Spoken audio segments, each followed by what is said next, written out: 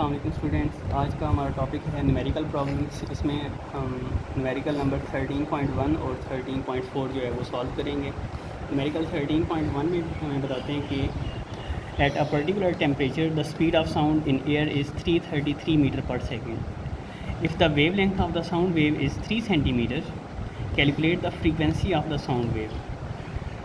Is this frequency in the audible range of the human ear. और ये भी बताना है कि क्या ये जो फ्रीक्वेंसी हम इस स्पीड और इस वेवलेंथ से मेजर करेंगे तो क्या वो जो फ्रीक्वेंसी हमें ऑब्टेन होगी वो ह्यूमन ईयर के लिए ऑडिबल है या नहीं है। वो हमारे आंसर के ऊपर डिपेंड करेगा कि अगर आपके पास उसकी जो रेंज है वो आपके पास 20 हर्ट्ज़ से 20,000 हर्ट्ज़ के दरमियान में आती है तो फिर आपके पास वो फ्रीक्वेंसी ह्यूमन ईयर के लिए ऑडिबल होगी। लेकिन अगर आपके पास वो फ्रीक्वेंसी जो है वो इससे बिलो है या इससे अबव है तो फिर आपके पास वो ऑडिबल नहीं होगी। यानी पहले हम जो अपने गिवन है उसके अकॉर्डिंग हम अपनी फ्रीक्वेंसी फाइंड आउट करेंगे, फिर हम उसके बाद डिसाइड करेंगे कि आया कि वो फ्रीक्वेंसी हमारे लिए ऑडिबल है या नहीं है। तो अब हमारे पास जो गिवन है इसमें स्पीड हमें गिवन है v equal to 333 metre per second. इसके बाद हमें वेव लेंथ गिवन है वो आपके पास है 3 सेंटीमीटर। तो सेंटीमीटर को मीटर में कन्वर्ट कर लेना है तो इसको 100 पे डिवाइड कर दें, ये बन जाएगा आपके पास 0.03 मीटर। फिर हमने फ्रीक्वेंसी जो है वो फाइंड आउट करनी है। तो फ्रीक्वेंसी और फिर दूसरे नंबर पर ये भी बताना है कि इज़ इट ऑडिबल फ्रीक्वेंसी, कि क्या ये जो फ्रीक्वेंसी हमें ऑब्टेन होगी ये ऑडिबल है या नहीं। यानी कि इसके दो पार्ट्स हैं। मीन्स कि आपके पास अगर हम इस चीज़ को फाइंड करते हैं और इसको हम मेजर नहीं करते हैं या इसका आंसर नहीं बताते हैं तो फिर एग्जामिनर जो है वो हमें हाफ़ मार्क्स भी दे सकता है, क्योंकि ये दो अलग अलग क्वेश्चन हैं। ठीक है, तो अगर हम इसको 2.5 का कंसिडर करें तो ये भी 2.5 का होगा। ठीक है, अब हमारे पास जो फार्मूला है वो है आपके पास v is equal to F lambda. ठीक है, बेसिक फार्मूला जो है वेव इक्वेशन का। तो अब हमने यहाँ से फ्रीक्वेंसी फाइंड करनी है। तो फ्रीक्वेंसी के लिए आपके पास ये जो वेव लेंथ है ये इसके साथ मल्टीप्लाई हो रहा है, इधर आपकी डिवाइड हो जाएगा तो f इज़ इक्वल टू आ जाएगा v ओवर लैम्डा। तो अब हम इसकी कैलकुलेशन में जाते हैं तो f इज़ इक्वल टू आ जाएगा v हमारे पास है 333 मीटर पर सेकेंड और आपके पास जो वेव लेंथ है वो हमारे पास है 0.03 मीटर। तो आप 333 को 0.03 पर डिवाइड करें तो आपके पास आंसर आएगा 11,100 हर्ट्ज़।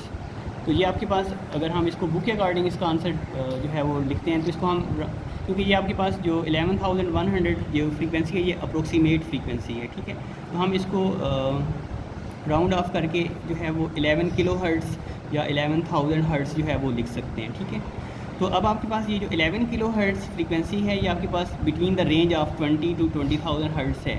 तो इसका ये मतलब है कि ये जो उन्होंने दूसरा क्वेश्चन हमसे पूछा था कि इज़ इट ऑडिबल, तो ये येस इट इज़ ऑडिबल। ठीक है, तो हम इसका दूसरा आंसर लिखेंगे yes it is Audible frequency. ठीक है, तो ये दोनों आंसर जो हैं वो मस्ट बताने हैं। अगर ये आंसर नहीं बताएंगे तो हो सकता है अगर आपका न्यूमेरिकल 5 मार्क्स का है तो एग्जामिनर जो है इसको हाफ़ क्वेश्चन कंसिडर करके आपके हाफ़ नंबर भी कट कर सकता है। ठीक है, तो ये दूसरी जो चीज़ इन्होंने स्टेटमेंट की फॉर्म में पूछी है ये भी आपने लाजमी बतानी है।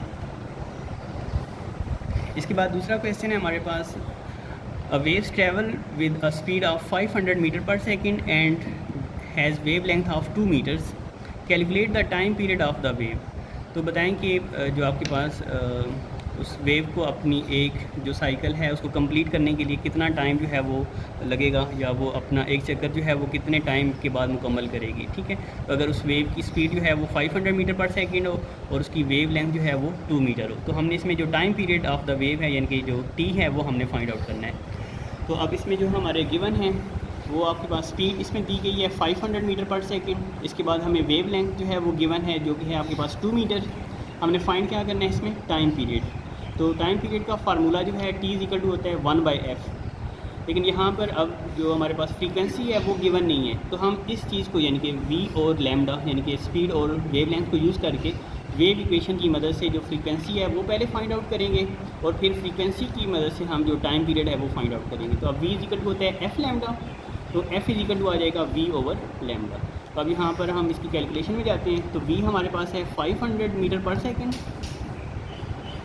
और वेव लेंथ है हमारे पास 2 मीटर। तो अब 500 मीटर पर सेकेंड को जो है वो 2 पे डिवाइड करें तो आपके पास ये आ जाएगा 250 हर्ट्ज़।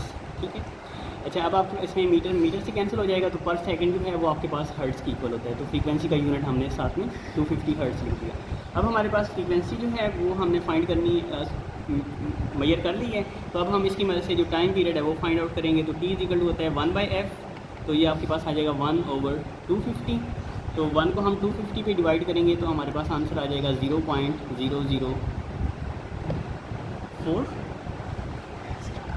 0.04। तो या फिर हम इसको यूँ भी लिख सकते हैं 4 मल्टीप्लाई बाई 10⁻³ सेकेंड, ठीक है। तो इसका जो आपके पास टाइम पीरियड है, इसका कंक्लूजन होगा कि दस the time period of the wave will be 4 multiply by 10⁻³ metre second, ठीक है।